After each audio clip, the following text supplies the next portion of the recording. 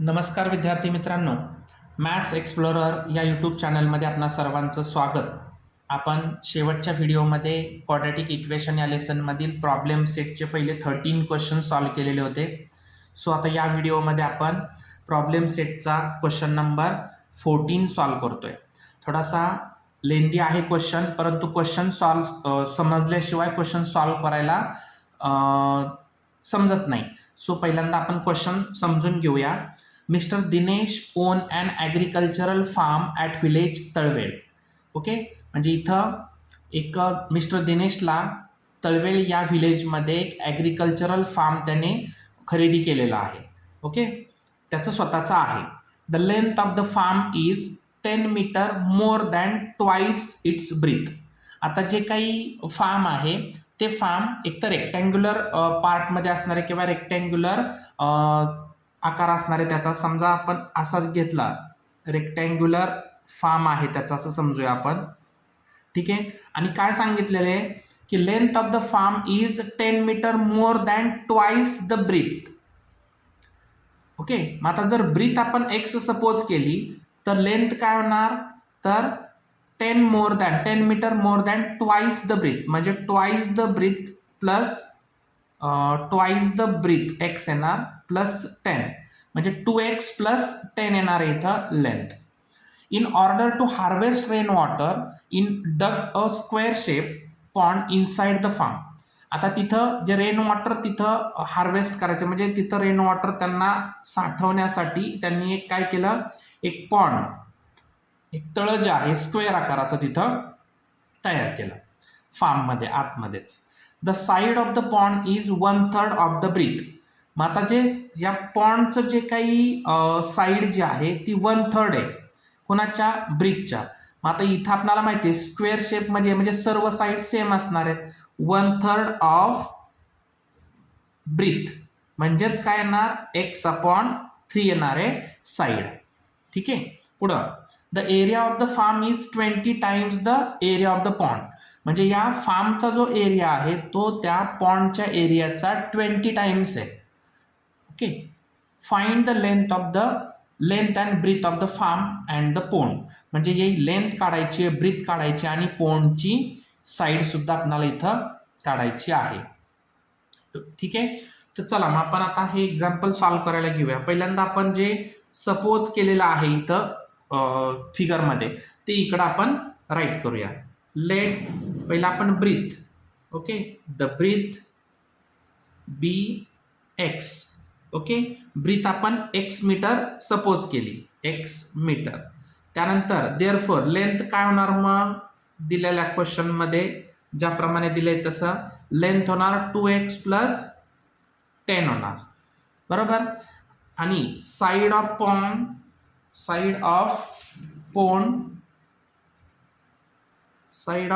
Is equal to काय सांगितलेले, side of pond 1/3 of breadth. 1/3 of breadth म्हणजे ब्रीथच्या 1/3 आहे. मग ब्रीथ किती घेतलेली आपण, x सपोज केलेली आहे ना, म्हणजेच काय होणार इथं x/3 मिळाली साईड. ठीक आहे, साईड मिळाली आपल्याला x/3. आता यानंतर क्वेश्चनमध्ये आता काय दिले त्याप्रमाणे पाहूया. अकॉर्डिंग टू क्वेश्चनमध्ये काय काय दिले नीट समजून घ्या. आता की आपणाला त्या फार्मचा एरिया दिलेला आहे. आता लक्षात येते आपणाला फार्म तर आहे तो रेक्टँग्युलर शेपमध्ये आहे. मग area of farm is equal to length into breadth, बरोबर का. तिथं आपणाला काय वापरायला लागणार आहे, लेंथ इंटू ब्रीथ. पण एरिया ऑफ फार्म किती दिलेला आहे, 20 times of the area of pond. म्हणजे इथं एरिया फार्म या पूर्ण फार्मचा जो एरिया आहे तो पोंडच्या एरियाचा 20 टाइम्स आहे. कंडिशन दिलेली आहे आपल्याला क्वेश्चनमध्ये. मग एरिया फार्म फॉर्म्युला येणार length into breadth is equal to 20 into area of pond. आता एरिया ऑफ पॉन्ड म्हणजे फॉर्म्युला असतो साईड इंटू साईड. आपल्याला माहिती आहे स्क्वेअरचा एरिया काय असतो, साईडचा स्क्वेअर किंवा साईड इंटू साईड. आता व्हॅल्यू टाकूयात. लेंथ आपल्याला 2x प्लस 10 आणि ब्रीथ आहे into x is equal to 20 into side किती आहे x upon 3 into x upon 3 value टाकल्या. आता यानंतर सॉल्व करूया. X into 2x 2x square x into 10 10x is equal to आता इथं 20 into x into x x square 3 3 जा 9. ठीक आहे. आता हे 9 जे डिनॉमिनेटरमध्ये तिकडं आल्यानंतर ते मल्टिपल होणार आहेत. मग आपण करूया 9 into 2x square plus 10x is equal to 20x चा स्क्वेअर. आता 9ने मल्टिपल करूया ब्रॅकेटला. 9 टू जा 18x स्क्वेअर 9 10 जा 90x हे मायनस 20x इकडं आल्यानंतर काय होणार आहेत सॉरी प्लस आहे इकडं आल्यानंतर ते minus 20x square is equal to 0. ठीक आहे. मग आता पहा सॉल्व करून घेऊया आपण किंवा आपण एक काम करू शकलो असतो हे -20 हे ॲज इट इज इकडंच ठेवले +20 इकडं हे प्लसच आपण ठेवूया आणि इकडची बाजू तिकडे घेऊया म्हणजे इथं सुरुवातीचा जो ए व्हॅल्यू जे आहे आपल्याला प्लस मिळेल. इथं 0 is equal to 20x square हे -18 स्क्वेअर आणि हे -90x कारण इथं सुरुवातीची असणारी जी व्हॅल्यू आहे ती आपण मायनस घेऊन चालणार नाही. मग आता काय होणार 0 इज इक्वल टू 20x मधून 18x गेले 2x स्क्वेअर मायनस 90x. ठीक आहे. आता इथं क्वाड्रॅटिक इक्वेशन जे मिळालं आता या क्वाड्रॅटिक इक्वेशननुसार आपण बघूया तर हेच सरळ करून घेऊया 2x square minus 90x is equal to 0. Common काय निघते दोघांच्यात 2x कॉमन निघेल x मायनस इथं 45 राहत आहे. चेक करू 2x into x 2x square 2x into 45 45 to the 90 minus 90x is equal to 0. आता या दोघांच्यासाठी separate equation 2x is equal to 0 or x minus 45 is equal to 0. So x is equal to 0 upon 2. So x is equal to किती मिळाली value 0 मिळाली or x is equal to plus 45. अशा दोन value मिळालेल्या आहेत. ठीक आहे. आता इथं आपण जी व्हॅल्यू आहे ती 0 घेऊन चालणार आहे का कारण ब्रीथ ही 0 असेल का 0 असून चालणार नाही. म्हणजे इथं आपल्याला व्हॅल्यू काय घ्यायला लागणार आहे इथं लिहितो मी but breadth is never negative never 0. Breadth आपल्याला 0 घेऊन चालणार नाही. Therefore x is not equal to 0. Therefore x is equal to आपण किती घ्यायची 45 घ्यायची. आता वरती घेऊयात आपण ज्या ज्या व्हॅल्यू आहेत बाकीच्या आपण इथं सॉल्व करूया. Therefore breadth is equal to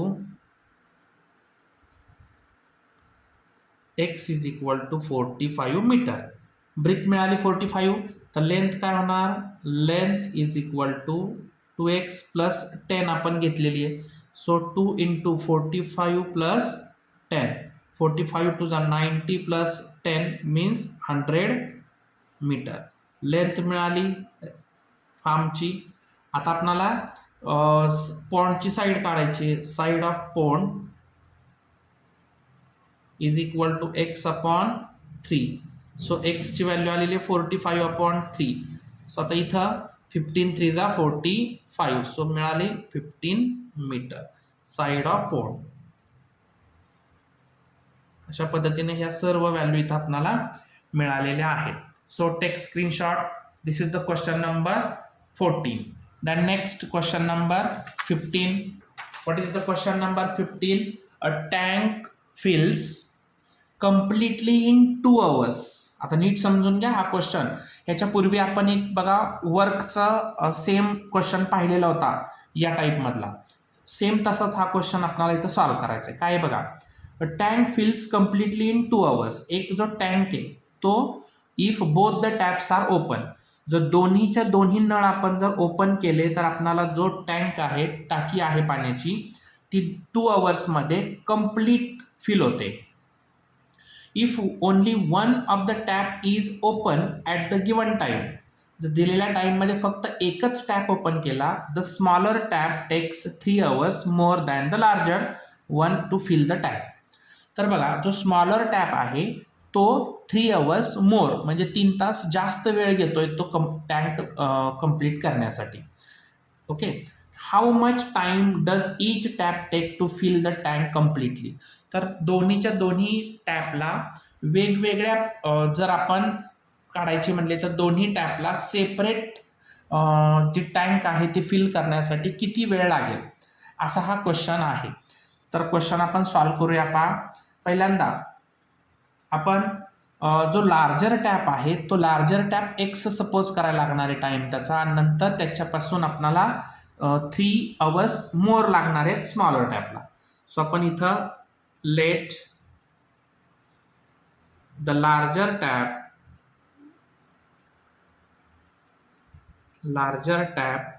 text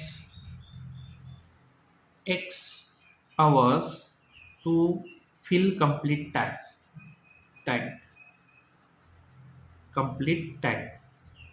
म्हणजे इथं लार्जर टॅपला x hours लागणार आहेत ते टँक कंप्लीट फिल व्हायला. And the smaller tap takes, आता स्मॉलर टॅपला काय सांगितलेलं आहे, 3 hours मोर म्हणजे 3 तास जास्त लागत आहेत, म्हणजे x + 3 hours to fill the tank.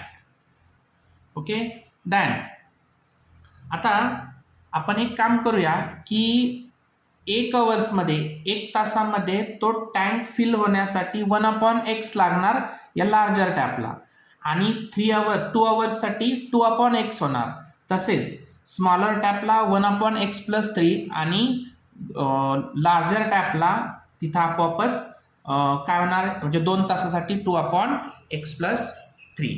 या पद्धतीने जसं आपण वर्कचं एक्झाम्पल सॉल्व्ह केलं होतं सेम त्या पद्धतीने आता longer tap fill in 1 hours.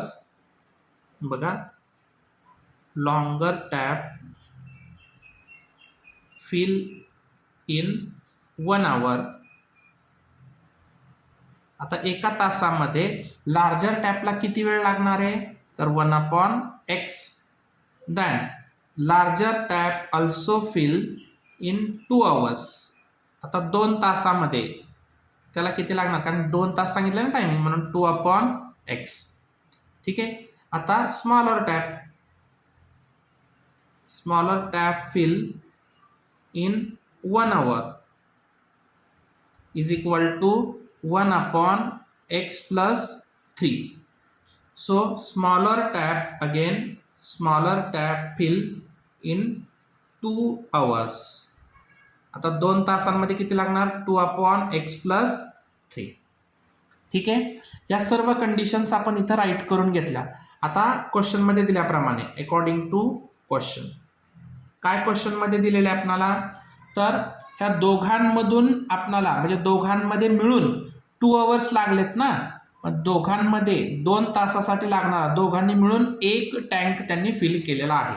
So आता 2 तासासाठी लॉंगर टॅपला 2/x, बघा 2 तासासाठी लॉंगर टॅपला 2/x आणि 2 तासासाठीच स्मॉलर टॅपला किती 2/x + 3 इज इक्वल टू, ते कंप्लीट 1 टँक करतायत. आता हे 2 इकडं कॉमन निघतील, ब्रॅकेटमध्ये राहणार 1/x + 1/x + 3 is equal to 1. ठीक आहे. मग आता इथं डिनॉमिनेटर इक्वल करून घेऊया.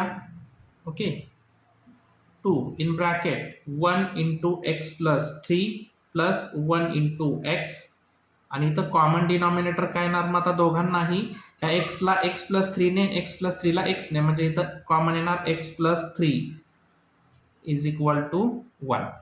ठीक आहे. मग काय राहील आता इथं ब्रॅकेटमध्ये x + 3 + x divided by x × x, x², x × 3, 3x is equal to 1. ठीक आहे. आता या डिनॉमिनेटर जो आहे तो इकडे गेल्यानंतर मल्टिपल होणार, आणि इथं 2 इथं मल्टिपल येणार, x × x 2x + 3 is equal to x square plus 3x. ठीक आहे. 2 2 जा 4x, 2 3 जा 6 is equal to x square plus 3x. ठीक आहे. आता हे दोन्ही जे टर्म्स आहेत ते तिकडच्या अपोजिट बाजूला घेऊयात.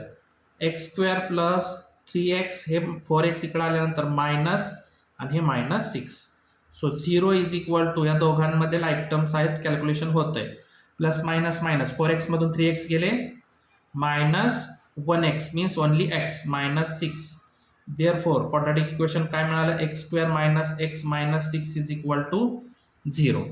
आता याचे फॅक्टर कोणते मिळणार आहेत दोन आपणाला, तर दोन फॅक्टर मिळत आहेत. कोणते, 3 2 जा 6, 3 मधून 2 गेले 6 राहिले, सो 3. आता प्लस मायनसमध्ये आपण नंतर बघूया, पहिला आपण इथं फॅक्टर राईट करून घेऊया. मल्टिप्लाय आणायचं आहे 6, सम आणायचं आहे -1, सो 3 + 2. आता दोघांनाही मायनस साईन आहे म्हणून आपण इथं ग्रेटर नंबरला मायनस द्यायचं. सो आता काय मिळणार इथं, मग इथं लिहितो बघा, x square minus 3x plus 2x minus 6 is equal to 0. So आता इथं कॉमन काढले, दोघांमध्ये कॉमन काढल्यानंतर राहिला काय, आता कॉमन निघाला x, इथं x मायनस 3, इथं कॉमन निघाला 2x minus 3 is equal to 0. आता चेक करूया, x into x x square, x into -3 -3x, 2 into x 2x, 2 into -3 -6. So आता दोघांसाठी एक common bracket x plus 2 is equal to 0. आता राहिलेला जो पार्ट आहे तो इथं मी पुढे घेतोय. ठीक आहे. बघा काय येणार आता इथं, हे दोन्हींचे सेपरेट इक्वेशन आपण बनवून घ्यायचे. और x plus 2 is equal to 0. So x is equal to +3 एक व्हॅल्यू मिळाली आणि दुसरी मिळाली x is equal to -2. Okay. आता -2 तर आपल्याला टाईम असून चालणार नाही. ओके. देअरफॉर टाईम इथं लिहायचं, but time is never negative. Time negative असतो का, नसतो. Therefore x is not equal to -2. Therefore x is equal to किती घ्यावी लागणार आपल्याला, व्हॅल्यू 3 घ्यावी लागणार आहे. ठीक आहे. मग आता लार्जर टॅप आणि स्मॉलर टॅपने लागणारा टाइम आपल्याला काढायचा. So larger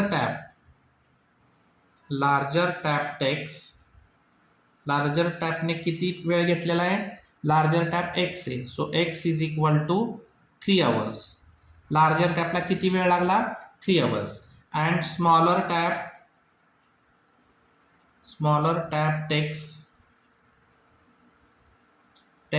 x plus 3. आता x ची व्हॅल्यू 3 आलेली आहे, 3 + 3 6 hours. ठीक आहे. To feel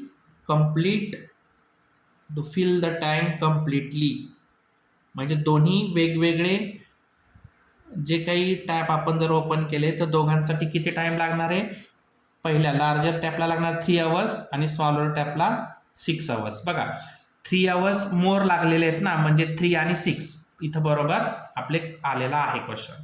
so take screenshot. This is the last one question in the problem set. Okay. So आपण चॅनलवरती जर नवीन असाल तर चॅनलला लाईक करा, शेअर करा, सबस्क्राईब करा आणि बाजूच्या बेल आयकॉनवरती क्लिक करा, म्हणजे तुम्हाला प्रॅक्टिस सेट बरोबर प्रॉब्लेम सेट आणि सॉल्व एक्झाम्पल सहित सर्व एक्झाम्पल्स आपल्या या व्हिडिओवरती मिळून जातील. धन्यवाद.